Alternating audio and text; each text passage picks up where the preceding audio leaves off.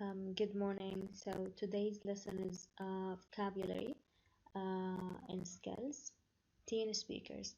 So the thing that you have to do is to look at the photo and match the words with the items in the picture.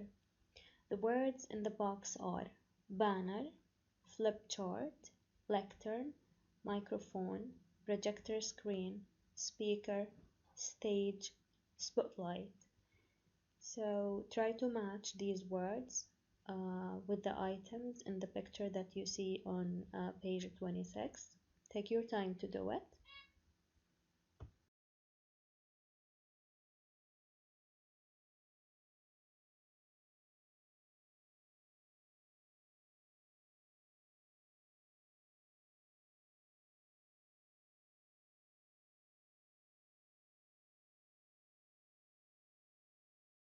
Page 26.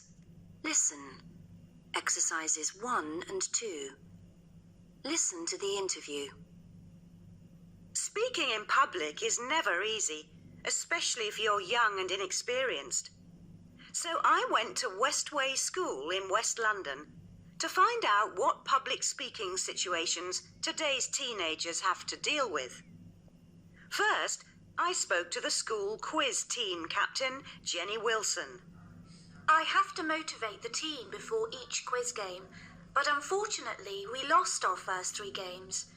I tried to focus on the fact that although we were losing, we were getting better. I told the girls that I could see an improvement, and I was right. We've won all our games since then. Well done, Jenny. Now, what about speaking in public to adults on the school council, including the headmaster? Sounds frightening, doesn't it? Let's listen to 15-year-old Masood Kuda. Yes, I was very nervous the first time I did it. There were about 20 adults there, and I was the student spokesperson. Fortunately, I had prepared a short speech on some changes the students wanted to make to the break times. Well, after I had replied to a few questions from the headmaster, he agreed to the changes. The whole experience really gave me a lot of confidence. Perhaps Jenny and Masood would now like to become motivational speakers. Motivational speakers have been addressing audiences in the business world for a long time. However, a new kind of motivational speaker is emerging: teen speakers. And it was then that I realised that if I wanted to stop the bullying, I'd have to do something about it. Nobody was going to do it for me. That was Steve Watts on stage at Westway School. But how did Steve become a public speaker? Well, I got into public speaking as a result of being bullied. A gang of older kids at school used to pick on me.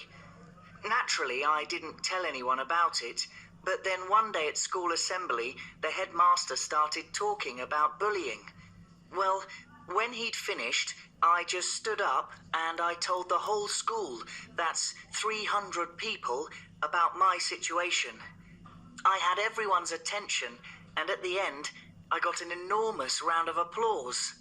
Since then, I've been visiting schools and giving talks to motivate other victims to face the problem. As you can see, the voices of today's teenagers are making an important contribution to the lives of our schools.